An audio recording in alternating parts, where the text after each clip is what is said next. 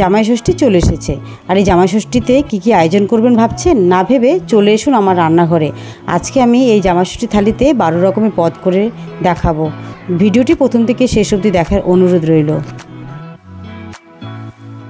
নমস্কার বন্ধুরা, আমার নতুন একটা রান্নার ভিডিওতে আপনাদের সকলকে অনেক অনেক স্বাগত। তো বন্ধুরা, আজকে চলে এসেছি নতুন একটি ভিডিও নিয়ে। তো আজকে এই ভিডিওতে আমি করে দেখাবো হলো জামাই ষষ্ঠীর থালি। তো সামনেই জামাই ষষ্ঠী। এই জামাই ষষ্ঠীতে কিন্তু অনেকের বাড়িতে জামাই মেয়েরা আসে, খুব ধুমধাম করে খাওয়া দাওয়া হয়। আর জামাই ষষ্ঠীতে কিন্তু একটা পুজো হয়, অনেকের বাড়িতে আর পুজো হয় না, কিন্তু খাওয়া দাওয়ার আয়োজনটা অনেকেই করে থাকেন। তো কম খরচে কী করে সুন্দর একটা থালি করা যাবে সেটাই আমি আজকে আপনাদের সামনে তুলে ধরবো। আর এখানে যা যা আয়োজন করা হয়েছে সে সমস্ত কিছু আমি রান্না করব। তো অনেক কিছু আইটেম রয়েছে, তার জন্য আমি আজকে আমার মাটির রান্নাঘরে নিচে যাইনি, তো আমি ঘরেই করে দেখাচ্ছি গ্যাসের মধ্যে। তো ভিডিওটি প্রথম থেকে শেষ অবধি দেখার অনুরোধ রইল, সঙ্গে থাকবেন, দেখতে থাকবেন। তো চলুন রান্না শুরু করি। তো বন্ধুরা, রান্নার প্রথমেই কিন্তু চাটনিটা করে নিতে হয়। তো আমি কড়াই বসিয়ে দিয়েছি।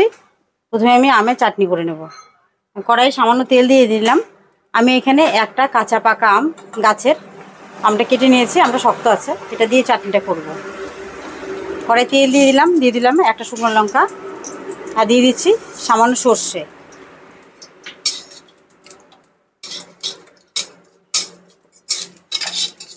সর্ষে আর শুকনো লঙ্কাটা ভাজা ভাজা হয়ে গেল। এবার আমগুলো দিয়ে দিচ্ছি।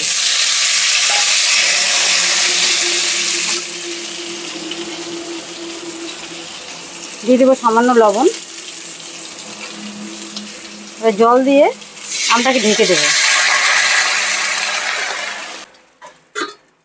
আর এখানে আমি 4 রকমের ভাজা কেটে নিয়েছি। কচু চাকচা করে কেটে নিয়েছি, ভাজি করব। মিষ্টি কুমড়ো আর বেগুন আর আছে পটল। আমি এগুলোকে নুন হলুদ মাখিয়ে রেখেছি। তো আমি এদিকে কড়াই বসিয়ে দিয়েছি, কড়াই তেল দিয়েছি, তেল গরম হয়ে গেছে। এক এক করে এগুলোকে ভেজে নেব।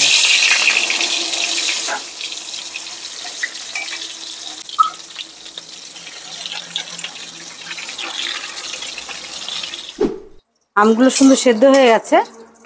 এবার আমি এর মধ্যে দিয়ে দিচ্ছি গুড়। আমি চাটনিটা গুড় আর চিনি দুটো মিশিয়েই করব। আর খুন্তি দিয়ে খুব ভালো করে চেপে চেপে আমটাকে ভেঙে দিলাম।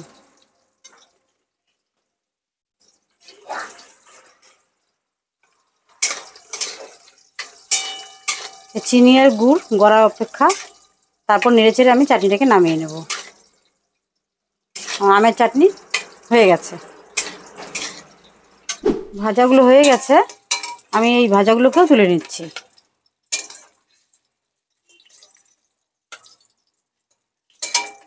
আমি আবারও কড়াই বসিয়ে দিয়েছি। আমি এখন করব হলো এই ছোটো মাছের চচ্চড়ি। আমি নুন হলুদ আগেই মাখিয়ে রেখেছি, নদীর বরলি মাছ। আর এখানে এই চচ্চড়ি বানানোর জন্য আমি এখানে ঝিঙে আর বেগুন কিছু কেটে নিয়েছি। মাছগুলোকে প্রথমে ভেজে নেব। তেল গরম হয়ে গেছে। এবার মাছগুলোকে ছেড়ে খুব ভালো করে উল্টে পাল্টে ভেজে নেব।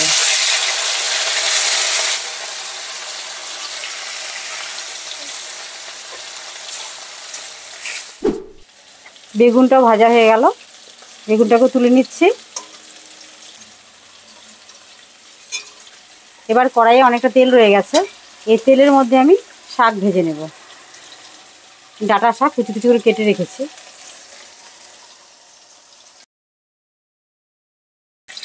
তেলের মধ্যে আমি রসুন দিয়ে দিয়েছি থেতো করে, আর দিয়ে দিচ্ছি 3টে কাঁচা লঙ্কা। এবার শাকগুলো দিয়ে দিচ্ছি। শাকগুলো কেটে খুব ভালো করে ধুয়ে নিয়েছি। দিয়ে দেবো স্বাদ অনুযায়ী লবণ।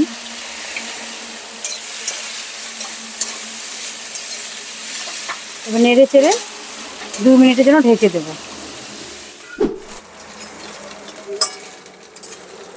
মাছগুলো ভেজে নিয়েছি খুব ভালো করে, মাছগুলোকে তুলে নেব। মাছ ভাজার পর কড়াইয়ে কিন্তু অনেকটা তেল রয়ে গেছে, আমি এই তেলেই রান্নাটা করব। তেলের মধ্যে দিয়ে দিচ্ছি সামান্য 5 ফোড়ন। এবার দিয়ে দেবো পেঁয়াজ কুচানো। পেঁয়াজ কুচানোটাকে খুব হালকা ভাজা ভাজা করে নিলাম। এবার দিয়ে দিচ্ছি কেটে রাখা সবজিগুলো। এখানে ঝিঙে আর বেগুন আছে।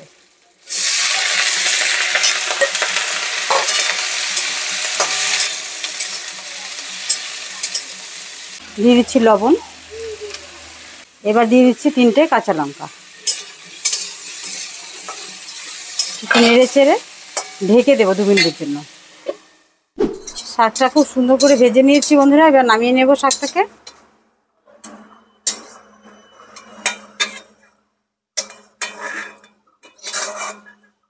আমি কিছু কচু ডাঁটা কেটে নিয়েছি, এই কচু ডাঁটা আমি ভাজবো। আর এখানে কিছু ছোলা ভিজিয়ে রেখেছি, তো একসাথে এগুলো ভাপিয়ে নেব।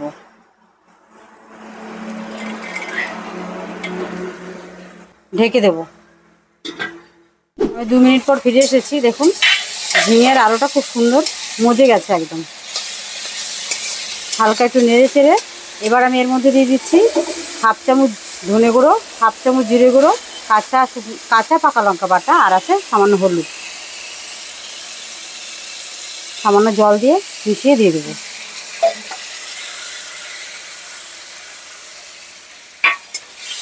সব মশলার সাথে একসাথে খুব ভালো করে নেড়ে চেড়ে নেব।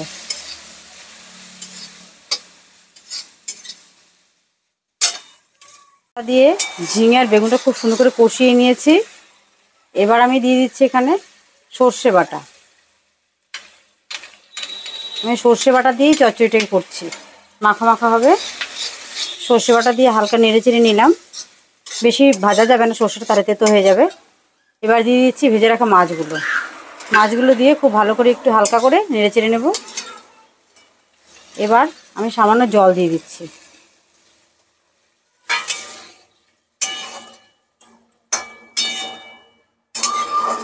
জল দেওয়ার পর হালকা নেড়ে চেড়ে আমি 2 মিনিটের জন্য ঢেকে দেবো। 2 মিনিট পর ফিরে এসেছি, দেখুন কত সুন্দর ফুটে গেছে। হালকা নেড়ে চেড়ে নিয়ে এবার উপর দিয়ে ধনেপাতা কুচি ছিটিয়ে নামিয়ে নেব। তৈরি হয়ে গেল বরলি মাছের চচ্চড়ি। গ্যাসটা অফ করে দিয়ে এবার নামিয়ে নেব।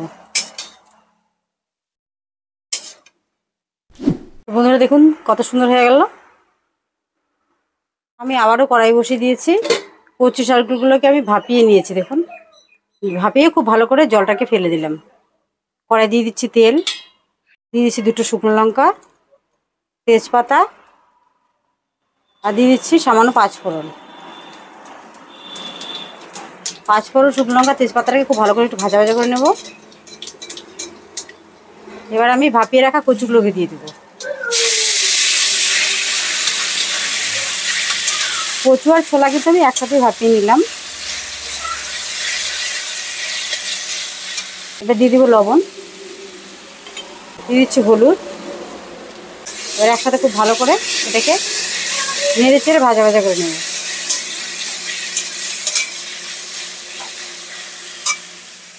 আমি এর মধ্যে লঙ্কা দিইনি, 3টে কাঁচা লঙ্কা দিয়ে দিলাম।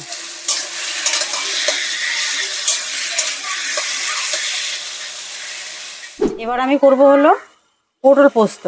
আমি পটলগুলোকে খোসা পুরোপুরি ছাড়াইনি, মাঝে মাঝে রেখে দিয়েছি, আর মাঝে মাঝে কিন্তু দেখুন ফাটিয়ে নিয়েছি। এই যে এইভাবে চতুর্দিকে ফাটিয়ে নিয়েছি অল্প অল্প করে। নুন হলুদ আমি মাখিয়ে রেখেছিলাম আগেই। এবার কড়াই বসিয়ে দিয়েছি, কড়াই দিব তেল। পটলগুলোকে আমি আগে হালকা ভেজে নেব।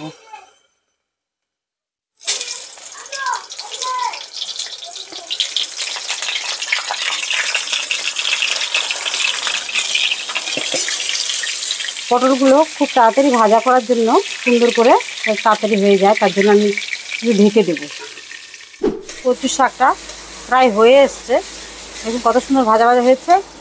এবার আমি এর মধ্যে কিছু মশলা যোগ করব। আমি এখানে আদা বাটা আর সামান্য জিরে বাটা নিয়েছি।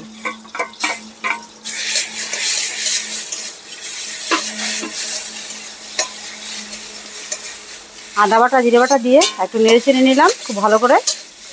এবার আমি এর মধ্যে দিয়ে দেবো হলো নারকেল বাটা। আমি কচু শাকটা যেহেতু নিরামিষ করেছি, এই কচু শাক কিন্তু রসুন দিয়েও খাওয়া যেতে পারে, তো আমি আজকে পুরোপুরি নিরামিষই করেছি কচু শাকটা। নারকেল বাটা নিয়েছি, দিয়ে দিলাম 2 চামচের মতো, দিয়ে খুব ভালো করে নাড়াচাড়া দিয়ে নেব।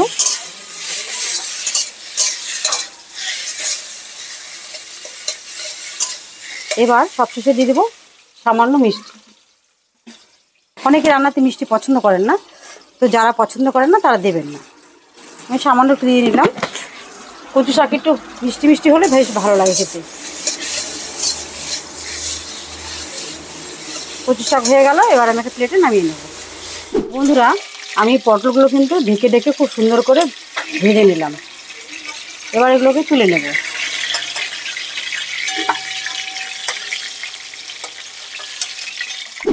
পটলগুলো ভেজে নেওয়ার পর কড়াইয়ে কিন্তু অনেকটাই তেল রয়ে গেছে।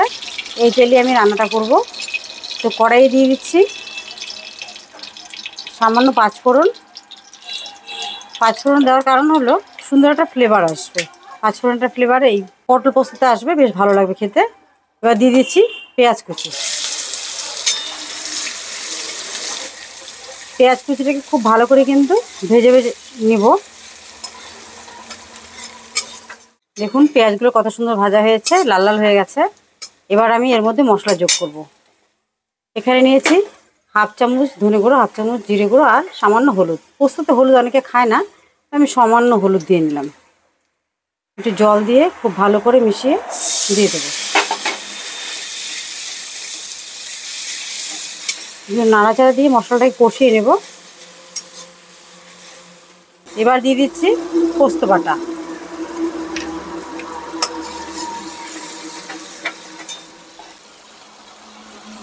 পোস্ত বাটা দিয়ে সামান্য জল দিয়েছি, দিয়ে খুব ভালো করে নেড়ে ছেড়ে নেব। পোস্ত দিয়ে খুব ভালো করে একটু নেড়ে ছেড়ে নিলাম। এবার ভেজে রাখা পটলগুলোকে দিয়ে দেব। পটল দিয়ে পোস্তের সাথে খুব ভালো করে একটু নেড়ে ছেড়ে নিয়ে এবার আমি এর মধ্যে দিয়ে দিচ্ছি দুটো কাঁচা লঙ্কা, আর উপর দিয়ে সামান্য একটু দিয়ে দেব চিনি। আমি আবারও বলছি, যারা রান্নাতে মিষ্টি পছন্দ করেন না তারা কিন্তু মিষ্টিটাকে অ্যাভয়েড করে যাবেন। আর একটু নেড়ে চেড়ে এবার আমি 2 মিনিটের জন্য ঢেকে দেব। তো বন্ধুরা, আমি রান্নাটা করতে করতে লবণ দিতে ভুলে গিয়েছিলাম। তবে পটল ভাজার সময় কিন্তু নুন হলুদ মাখিয়ে রেখেছিলাম। তো আমি দিয়ে দিচ্ছি স্বাদ মতো লবণ, দিয়ে আবার একটু নেড়ে চেড়ে আর 2 মিনিটের জন্য ঢেকে দেবো।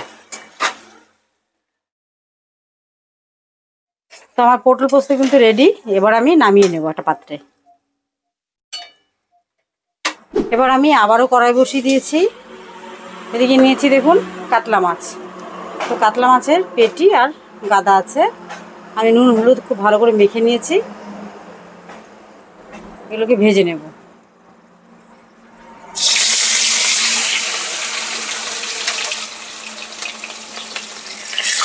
আমি কাতলা মাছের আজকে রান্না করব কাঁচা জিরা বাটা দিয়ে হালকা পাতলা ঝোল। তো এদিকে আরেকটা কড়াই বসিয়ে দিয়েছি। এবার আমি রান্না করব গলদা চিংড়ি মালাই। তো চিংড়িগুলোকে খুব ভালো করে আমি কেটে বেছে নিয়েছি। আর দেখুন চিংড়িটা ভাজার সময় কিন্তু চিংড়ি মাছ বেঁকে যায়, তার জন্য আমি এখানে করেছি কি কাঠি ঢুকিয়ে দিয়েছি। দেখুন, তাহলে মাছটা কিন্তু বেঁকবে না ভাজার সময়। তো কড়াই মোটামুটি গরম হয়ে গেছে। এবার কড়াই দিয়ে দিব তেল। চিংড়ি মাছের উপর দিয়ে সামান্য একটু হলুদ ছিটিয়ে নেব।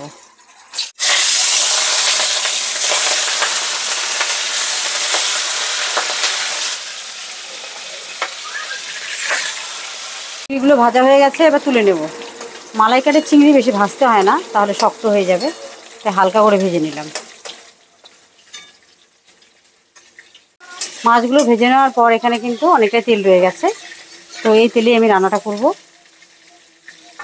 তো দিয়ে দিচ্ছি তেজপাতা, দিয়ে দিচ্ছি এলাচ 4-5টা। তেজপাতা এলাচটাকে একটু ভাজা ভাজা করে নেব। এবার আমি এর মধ্যে দিয়ে দিচ্ছি পেঁয়াজ কুচানো। আমি এখানে বড় পেঁয়াজ 1.5টা নিয়েছি।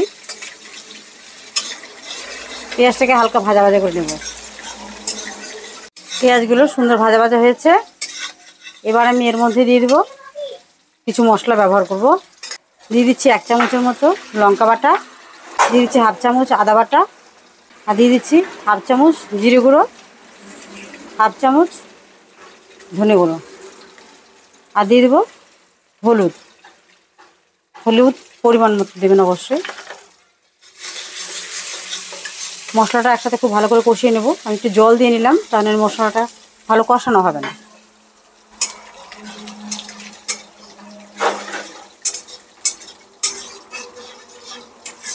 মশলাটা খুব সুন্দর করে কষিয়ে নিয়েছি। এবার দিয়ে দেবো কাজু বাটা। কাজু বাটা দিয়ে আর একটু নেড়ে চেড়ে নেব।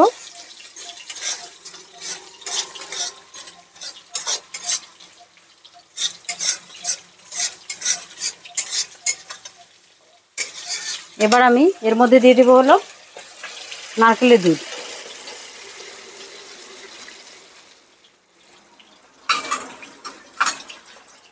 নারকেলের দুধ দেওয়ার পর খুব ভালো করে একসাথে মশলার সাথে মিশিয়ে নেব। এবার দিয়ে দিচ্ছি ভেজে রাখা চিংড়িগুলো।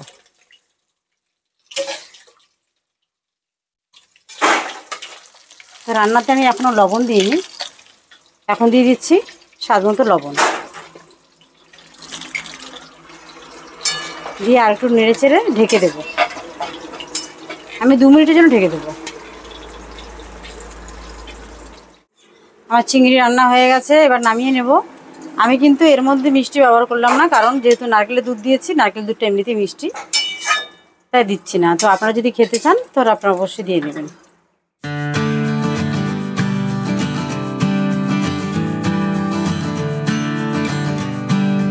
কাতলা মাছগুলো ভেজে নিয়েছি। এবার আমি কাতলা মাছের ঝোলটা করে নেব। কড়াই বসিয়ে দিয়েছি। কড়াই দিয়ে দেবো তেল। অল্প তেল দেবো, বেশি তেল দেবো না। তেলটা গরম হয়ে এসছে।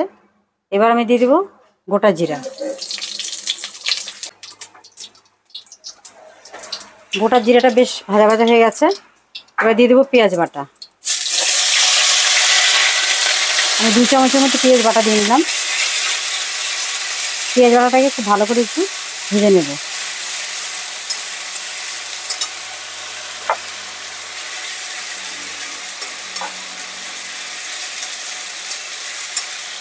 পেঁয়াজ বাটাটা হালকা ভাজা ভাজা হয়ে গেছে। এবার আমি এর মধ্যে দিয়ে দেবো কাঁচা পাকা লঙ্কা বাটা। ঝালটা আপনাদের নিজেদের পছন্দ মতো কম বেশি করে নেবেন। আমি এখানে 1.5 চামচের মতো দিলাম, কারণ এই লঙ্কাটা ভীষণ ঝাল। আঁচটাকে কমিয়ে খুব ভালো করে এটাকে ভেজে নেব। পেঁয়াজ বাটা আর লঙ্কা বাটা একসাথে খুব ভালো করে ভেজে নিলাম। এবার আমি এর মধ্যে দিয়ে দিচ্ছি হলুদ।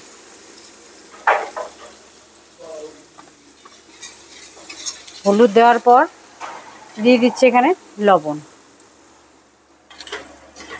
এবার এর মধ্যে আমি আরেকটু জল দেব। আমি এই কাতলা মাছের ঝোলটা কিন্তু আজকে আলু ছাড়াই করছি। মশলাটা খুব সুন্দর করে ভাজা ভাজা করে নিয়েছি। এবার দিয়ে দেবো জিরা বাটা। জিরা বাটা দিয়ে আর একটু নেড়ে চেড়ে নেব।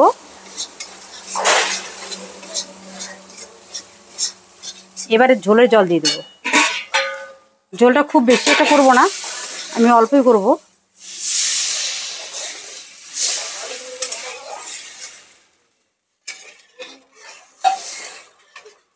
ঝোলটা হালকা ফুটে এলে তারপর আমি ভেজে রাখা মাছগুলো দিয়ে দেবো। ঝোলটা ফুটে যাওয়ার পর আমি এখানে কিন্তু মাছগুলো দিয়ে দিয়েছিলাম।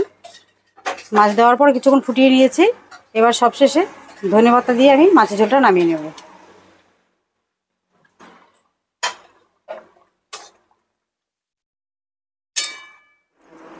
তো এবার আমি নিয়েছি দেখুন মাংস। তো এই মুরগির মাংস নিয়েছি। মুরগির মাংসটা রান্না করব। এবার আমি আবারও কড়াই বসিয়ে দিয়েছি। এবার কড়াই দিয়ে দেবো তেল। তেল দেওয়ার পর এবার দিয়ে দিচ্ছি তেজপাতা। দিয়ে দেবো পেঁয়াজ কুচি।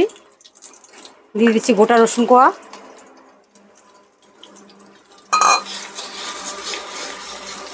একটু নেড়ে চেড়ে পেঁয়াজটাকে হালকা ভাজা ভাজা করে নেব। তো এখানে নিয়েছি আদা রসুন পেস্ট, সাথে অর্ধেকটা পেঁয়াজ একসাথে বেটে নিয়েছি।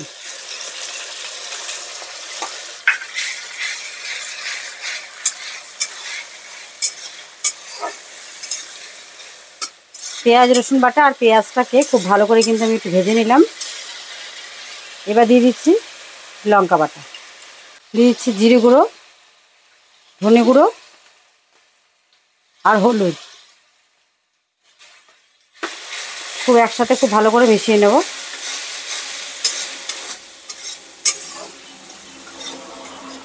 মশলাটা একসাথে খুব ভালো করে নেড়ে চেড়ে নিলাম। এবার দিয়ে দেবো মাংসগুলো।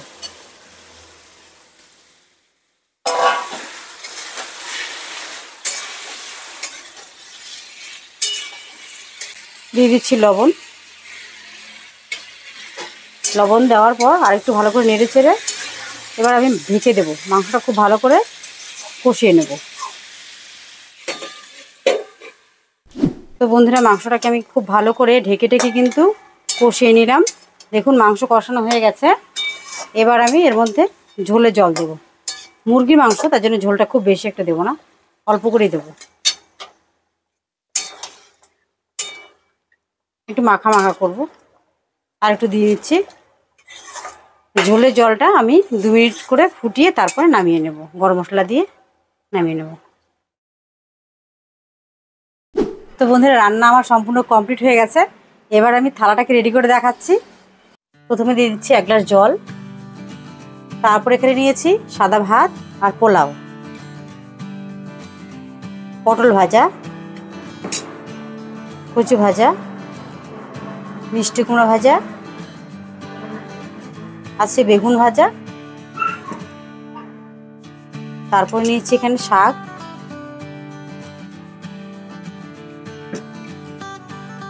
স্যালাড,